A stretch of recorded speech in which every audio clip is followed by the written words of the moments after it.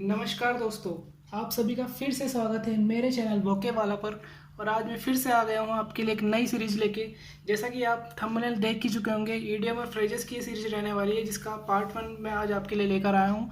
और ये ईडीएम और फ्रेजेस जो प्रीवियस ईयर एग्जाम्स है, जितने भी एग्जाम्स हो उन सब में आई हुई होगी और नई भी होगी। तो जितने भी इंपॉर्टेंट ईडीएम फ्रेजेस है वह सभी मैं आपको कराने वाला हूँ। तो दोस्तों मेरे चैनल के साथ जुड़े रहिएगा। अगर आप इस चैनल पर नए हैं तो मेरे चैनल को सब्सक्राइब कीजिए, वीडियो को लाइक कीजिए, शेयर कीजिए और कमेंट करके बताइए आपको वीडियो कैसा लगा। हाँ दोस्तों, आपको इंटरेस्टिंग और नए नए ईडीएम और प्रीवियस ईयर में आए हुए ईडीएम फ्रेजेस मैं आपको कराने वाला हूँ। तो दोस्तों वीडियो में एंड तक जरूर बने रहिएगा। तो चलिए दोस्तों वीडियो शुरू करते हैं।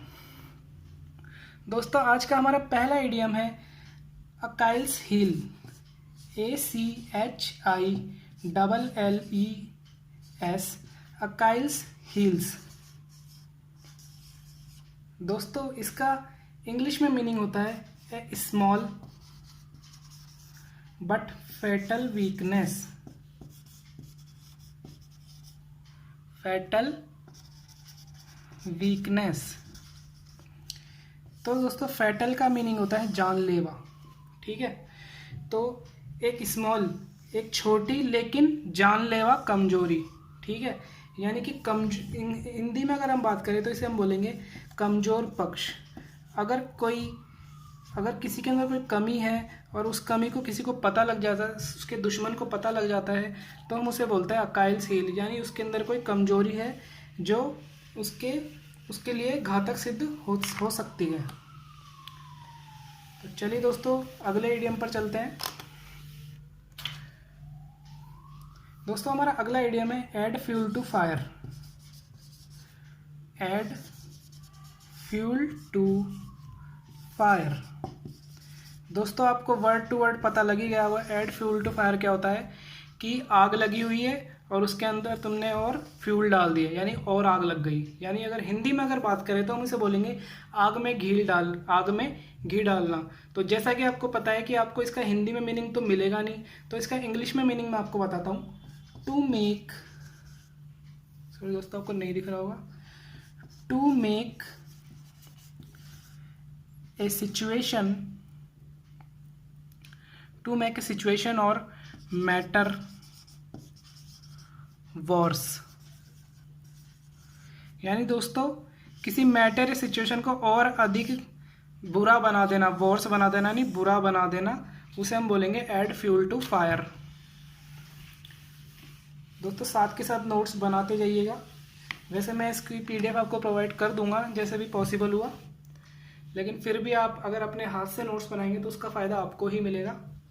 बाकी कितनी बुक्स, कितने नोट्स, कितने पीडीएफ आपको मार्केट में या इंटरनेट पे वैसे ही मिल जाएंगे, तो उनका कोई फ़ायदा तो होता नहीं, क्योंकि इतना कोई पढ़ता नहीं है। लेकिन अगर आप खुद से अगर नोट्स बना के खुद से अगर नोट्स बनाओगे तो आपको इंटरेस्ट भी आएगा, आपको जल्दी याद भी होगा, देर तक याद भी रहेगा, ज़्यादा लंबे समय तक, और आपके लिए बेनिफिशियल होगा इन शॉर्ट। तो चलिए दोस्तों अगले इडियम पर चलते हैं। N arm chair job. यानी कि कैसी जॉब है, आर्म चेयर जॉब। ठीक है, यानी सिर्फ कुर्सी पर बैठना आपको और कुछ नहीं करना, मतलब बहुत ही आसान नौकरी है। ठीक है, अगर मैं आपको अगर हिंदी में समझाना चाहूँ इसका मीनिंग, तो इसका मीनिंग होगा आसान एवं अच्छी आय वाली नौकरी। जैसे अफसर लोगों की होती है ना, वैसी नौकरी। ठीक है, तो इसको इंग्लिश में बोलेंगे good income with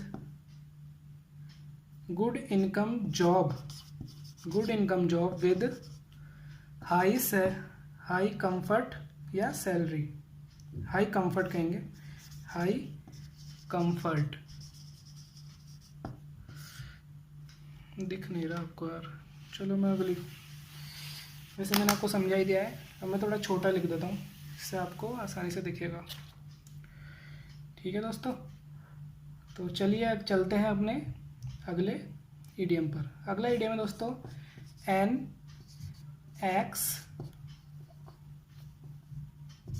x to grind. ठीक है, एन एक्स टू ग्रैंड होता है दोस्तों, ये आपको याद रखना पड़ेगा, इसकी कोई ट्रिक नहीं है या इसका कोई सीधा मीनिंग नहीं है कि आप वर्ड टू वर्ड जाके इसका मीनिंग निकाल पाओ। तो इसका दोस्तों हिंदी में मीनिंग होता है स्वार्थ से भरा उद्देश्य।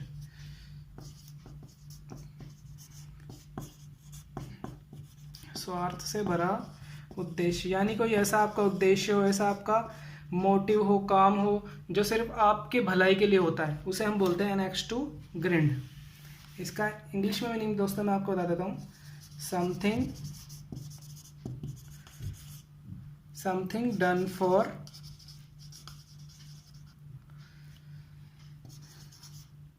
Selfish reasons. ठीक है दोस्तों, कुछ ऐसा करना सेल्फिश रीजन की वजह से, मतलब स्वार्थपूर्ण कारणों की वजह से कुछ ऐसा करना, उसे बोलेंगे एन एक्स टू ग्रिंड।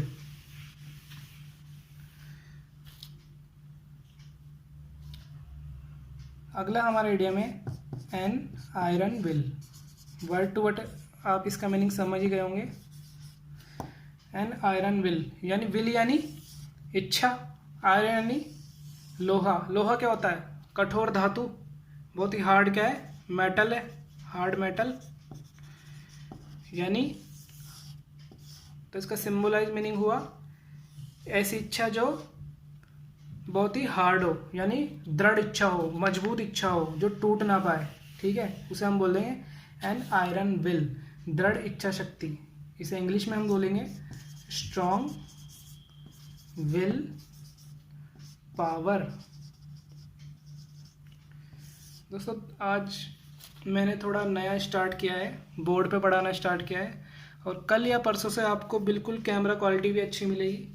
ये मेरा थोड़ा पुराना फ़ोन है और मैंने नया फ़ोन ऑर्डर किया सिर्फ यूट्यूब वीडियोस के लिए। तो दोस्तों इस वीडियो में आप काम चला लीजिए, या मतलब 2-4 वीडियो के बाद आपको अच्छी वीडियो देखने को मिलेगी।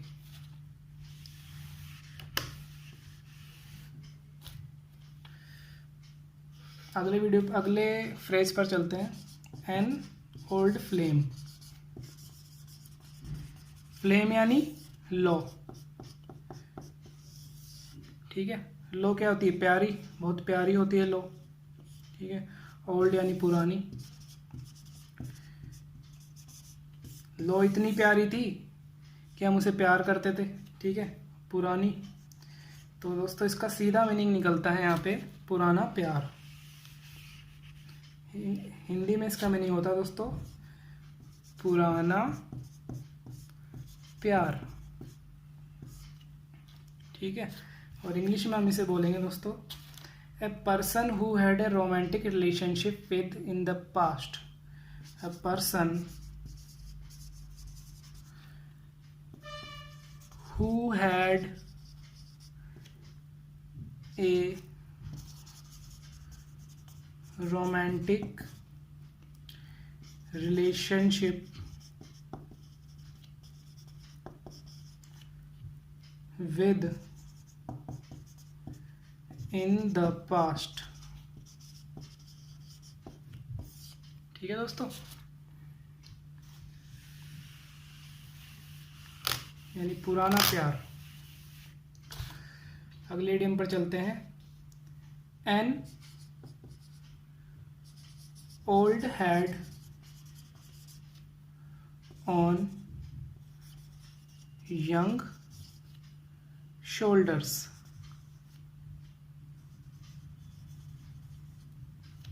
An old head on young shoulders यानी जवान कंधे। ओल्ड हेड, ओल्ड हेड का मीनिंग दोस्तों यहाँ हुआ उम्र से ज़्यादा। ठीक है, यंग शोल्डर यानी बच्चा। ठीक है, तो इसका मीनिंग होगा दोस्तों एक ऐसा बच्चा जो अपनी उम्र से ज़्यादा समझदार हो गया। ठीक है, अगर कोई बच्चा अपनी उम्र से ज़्यादा समझदार है, ठीक है, तो हम उसे बोलते हैं an old head on young shoulders. ठीक है दोस्तों, इंग्लिश में मीनिंग आपको समझा देता हूँ। ए चाइल्ड और young person who thinks and talks like an older and experienced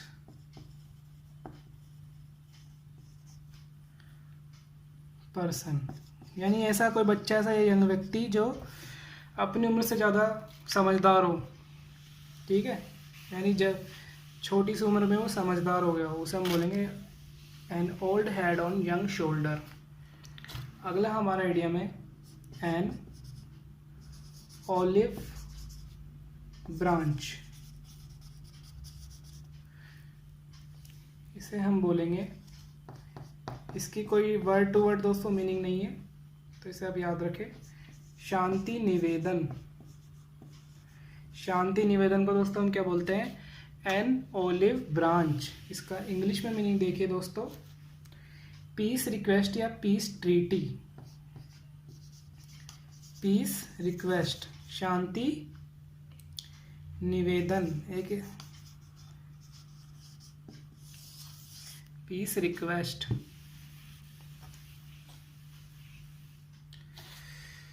अगला इडियम है दोस्तों एप्पल ऑफ डिस्कॉर्ड।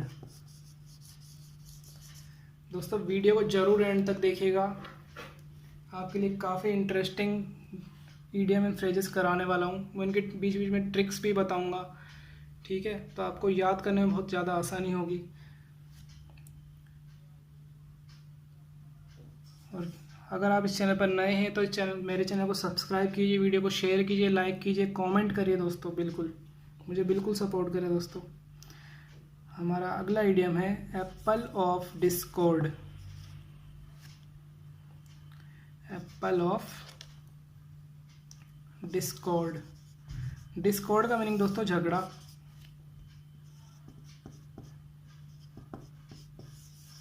एप्पल का यहाँ पे मीनिंग होगा कारण, यानी झगड़े का कारण, ठीक है, झगड़े का, एप्पल ऑफ डिस्कॉर्ड यानी झगड़े का कारण। इसकी ट्रिक मैं आपको बताता हूँ दोस्तों। मान लो आप और आपका दोस्त है, या आप हो या आपका छोटा भाई है, और आपने फ्रिज खोला और आपको उसमें, आप दोनों को एप्पल खाना है और उसमें केवल एक एप्पल है, तो दोस्तों क्या होगा? लड़ाई होगी, ऑब्वियस सी बात है। तो डिस्कॉर्ड होगा, झगड़ा होगा। झगड़े का कारण क्या था? सेब, ठीक है, तो एप्पल ऑफ डिस्कॉर्ड यानी झगड़े का कारण, मैटर ऑफ डिस्पुट।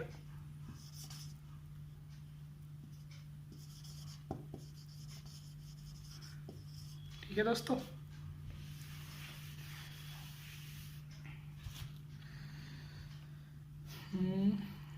अगले हमारे तीन जो अगले दो भी इडियम्स है वो एप्पल पे ही डिपेंड, एप्पल से ही शुरू होते हैं।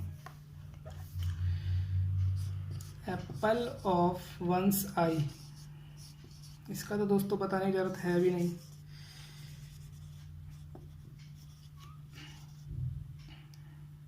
बचपन में कहावत सुनी होगी ना, दुलारा प्यारा आंखों का तारा, ठीक है, उसे दोस्तों इंग्लिश में कहते हैं apple of one's eye, very lovable और डियरेस्ट वन। इसे इंग्लिश में कहेंगे वेरी लवेबल डियरेस्ट वन, यानी बहुत ज़्यादा प्यारा, आंखों का तारा हो, एप्पल ऑफ वंस आइज। अगला इडियम भी एप्पल पे है, एप्पल पाई ऑर्डर, ठीक है। इसकी कोई ट्रिक नहीं दोस्तों, ना ही वर्ड टू वर्ड को इसका मीनिंग निकल रहा है, तो आप इसे क्लियर याद रखें, बिल्कुल ठीक हालत में। इसे हिंदी में बोलेंगे बिल्कुल ठीक हालत में। और इसका इंग्लिश में मीनिंग मैं आपको बताऊं, का इंग्लिश में मीनिंग होगा इन गुड कंडीशन। अगर कोई चीज़ गुड कंडीशन में होती है उसे हम बोलते हैं एप्पल पाई ऑर्डर। ठीक है दोस्तों, अगले वर्ड पर चलते हैं, अगले इडियम पर चलते हैं। ये सारे एट पर होंगे, मतलब इनके शुरू में जो होगा एट लगा होगा। ठीक है, तो eight a loss. Eight a loss, loss का मतलब हानि, और एट का मतलब पर, यानी हानि पर। ऐसा बिल्कुल नहीं दोस्तों, वर्ड टू वर्ड कभी मत जाइएगा। ऐसे ऐसे इडियम में ऐसे वर्ड जो आपको देखते ही समझ आ रहे हैं, जिनका मतलब जिनका मीनिंग ऐसे निकल रहा है कि आप देखते ही आप बता सकते हैं। ठीक है, और उनका मीनिंग वो नहीं होता है, बिल्कुल उल्टा मीनिंग होता है उनका। तो उन वर्ड्स को आप बार बार याद कीजिए, या अलग से लिख लीजिए, कोई कॉपी बना लीजिए, या उनको हाईलाइट कर लीजिए। ठीक है, तो एट ए लॉस का मतलब होता है निर्णय ना ले पाना। अगर ऐसी सिचुएशन हो कि आप निर्णय ना ले पाओ, to be unable to decide. ठीक है, तो उसे हम बोलेंगे at a loss. I am at a loss, मैं कोई निर्णय नहीं ले पा रहा हूँ। अगला दोस्तों है एट ए पिंच। अब ये मत समझ लीजिए आप, पिंच यानी चुटकी, चुटकी के बराबर। ठीक है, तो वर्ड टू वर्ड मत जाइएगा। एट ए पिंच का मतलब होता है दोस्तों समस्या में होना, समस्या में होना। ठीक है, इन ए ट्रबल।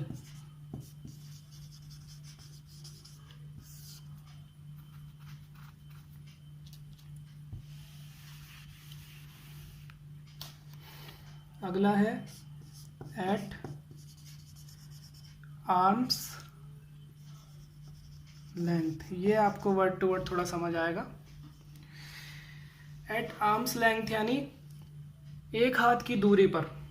ठीक है, एक हाथ की दूरी पर किसी चीज को रखना। अब किसे रखना? दोस्त को रखना। ऐसा कोई व्यक्ति होता है जो ज़्यादा दोस्ती नहीं करता है, ठीक है, अवॉइड करता है ज़्यादा फ्रेंडली होना, तो हम उसे बोलते हैं एट आर्म्स लेंथ। यानी वो जो दोस्त जो लोग होते हैं उनसे फ्रेंडली नहीं होता है, उनको एक हाथ की दूरी पर वो रखता है। दूर रखना, इसे बोलेंगे दूर रखना, दोस्ती ना रखना, दोस्ती ना रखना।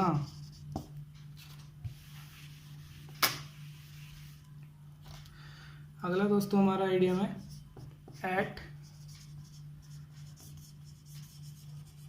Daggers drawn.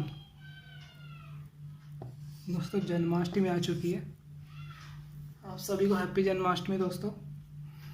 Eight daggers drawn का मतलब दोस्तों होता है, इसका भी कोई वर्ड टू वर्ड मीनिंग नहीं है, तो आपको ये भी याद रखना पड़ेगा।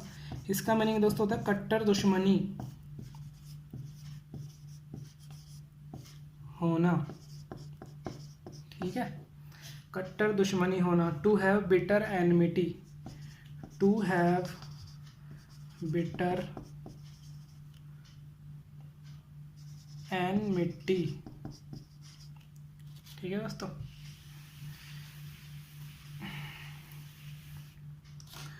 अगला है एट ईज। ये तो बिल्कुल ही आपको वर्ड टू वर्ड मीनिंग है। एट ईज यानी, ईज यानी बिल्कुल ही कुछ चिंता ही नहीं है। ठीक है, एट ईज यानी चिंता रहित,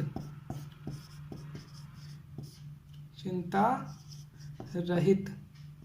एट ईज बिल्कुल ईजी व्यक्ति है, जैसे कोई चिंता ही नहीं है, बिल्कुल ईजी बैठा है वो। ठीक है, उसे हम बोलेंगे चिंता रहित, यानी at ease. Free from pain and anxiety. इसे इंग्लिश में अगर देखें तो free from pain and anxiety.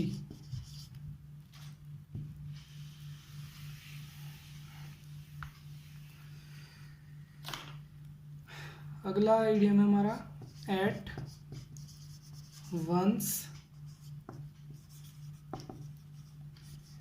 Fingers ends.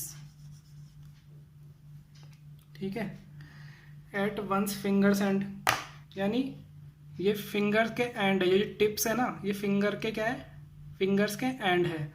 तो फिंगर्स पे एंड होने का क्या मतलब है किसी चीज़ का, कि हमको सारी जानकारी है, मतलब उंगलियों पे है हमारे सब कुछ, ठीक है। कोई भी हमें कुछ पूछे हम बता देंगे, ठीक है। तो इसका यही मीनिंग निकलता है, पूर्ण जानकारी होना, सब कुछ उंगलियों पर होना, पूर्ण जानकारी होना, ठीक है। To have complete knowledge, to have complete knowledge, ठीक है दोस्तों।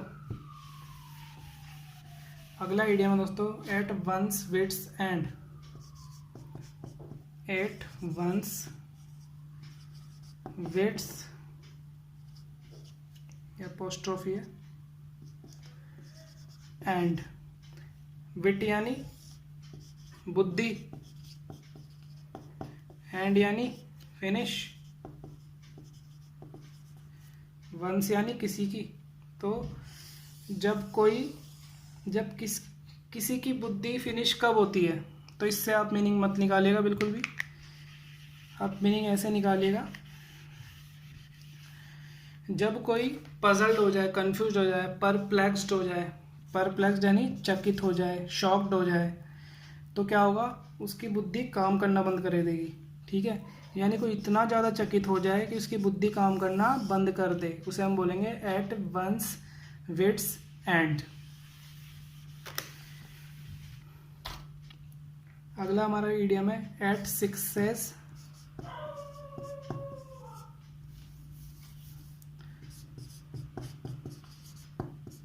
सिक्सेस एंड सेवंस,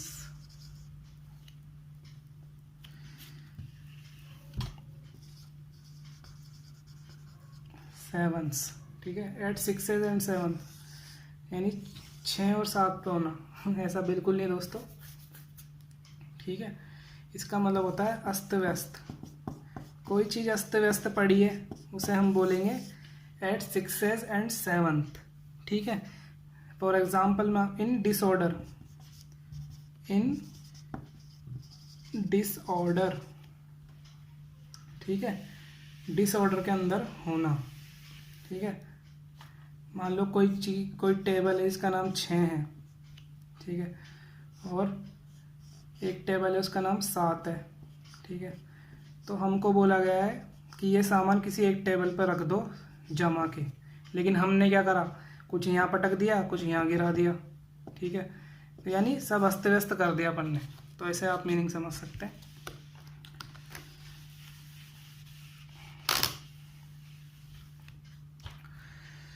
अगला हमारा आइडियम है एट स्टेक, ये भी दोस्तों आपको याद रखना पड़ेगा, एट स्टेक। दोस्तों ये अगर आप ऐसे जो इडियम है जिनका आप आइडिया ही नहीं लगा सकते, जिनके मीनिंग का, ऐसे वर्ड है जिनके मीनिंग का आप आइडिया ही नहीं लगा सकते, तो उनको अगर आपको कोई समझाए, ठीक है, तो आपको वो जल्दी याद होंगे, ठीक है। रादर देन कि आप उन्हें खुद याद करें, खुद रिवाइज करें, वो तब भी याद होंगे लेकिन उसमें बहुत ज़्यादा एफर्ट लग जाएगा। लेकिन अगर आप उन्हीं वर्ड या उन्हीं इडियम, उसी वोकेबलरी को अगर आप किसी से सुने, सीखे और फिर उसे पढ़ें, तो आपको वो बहुत जल्दी याद होगा, ठीक है। तो एट स्टेक का मीनिंग दोस्तों होता है दाव पर लगाना, ठीक है। दाव पर, कोई चीज़ दाव पर है तो उसे हम बोलेंगे एट स्टेक, ठीक है। और इसका इंग्लिश में मीनिंग होगा एट रिस्क एंड इनसिक्योर्ड, यानी स्टेक, एट स्टेक यानी कोई चीज़ दाव पर होना, यानी रिस्क पर होना या इनसिक्योर होना।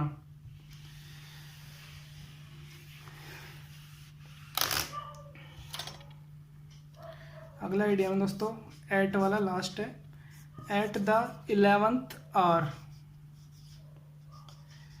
एट द 11th आवर यानी 11वें घंटे में, ठीक है। हमें कोई काम 12 बजे तक करना था, ठीक है। तो हमसे काम नहीं हो पाया पूरे दिन, तो अब हम क्या कर रहे हैं, 11 से 11 हम 11 बजे करना शुरू कर रहे हैं वो काम। अब बाई चांस वो बिल्कुल ही मतलब अपन को 12 बजे सबमिट करना है कोई काम, और हम उसे 11 बजे शुरू कर रहे हैं, जबकि शुरू हमें 9 बजे कर देना चाहिए था।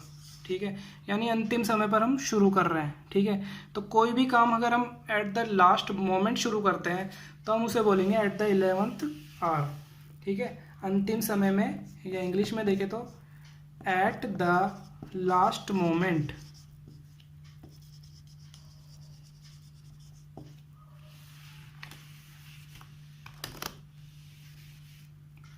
दोस्तों आज की हमारी वीडियो का लास्ट जो इडियम है वो है बैक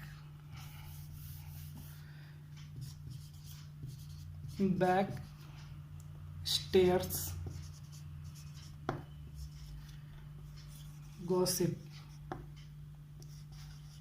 गॉसिप यानी गपशप, स्टेयर्स यानी सीढ़ियाँ, और बैक यानी पीछे की तरफ। ठीक है, तो आप मान लो आपका बहुत बड़ा बंगला है जिनके बीच नौकर, जिसमें आप नौकर वगैरह सब रख रखे हैं, तो कभी भी वो आपके सामने तो आएंगे नहीं। सामने कब आएंगे, जब आप उनको सर्विस करनी होगी तब वो आपके सामने आएंगे, बाकी वो आपके सामने बात नहीं करेंगे। ठीक है, वो बात कहाँ करेंगे, घर के पिछवाड़े में जाके, या फिर उनका जो हिस्सा होता है घर में वहाँ जाके। ठीक है, तो नौकरों के बीच जो गपशप होती है दोस्तों, उसको हम बोलेंगे बैक स्टेयर्स गॉसिप। ठीक है, नौकरों के बीच गपशप। ठीक है, तो या इंग्लिश में हम देखें तो talk among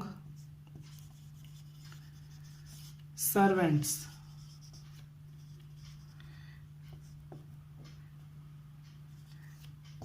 talk among servant, नौकरों के बीच गपशप। तो चलिए दोस्तों, आज की वीडियो में सिर्फ इतना ही। अगर आपको ये वीडियो पसंद आया तो इसको ज़रूर लाइक कीजिएगा, शेयर कीजिएगा, कमेंट करके बताइएगा वीडियो कैसा लगा, और मेरे चैनल को ज़रूर सब्सक्राइब कीजिएगा अगर आप इस चैनल पर नए हैं तो। नमस्कार।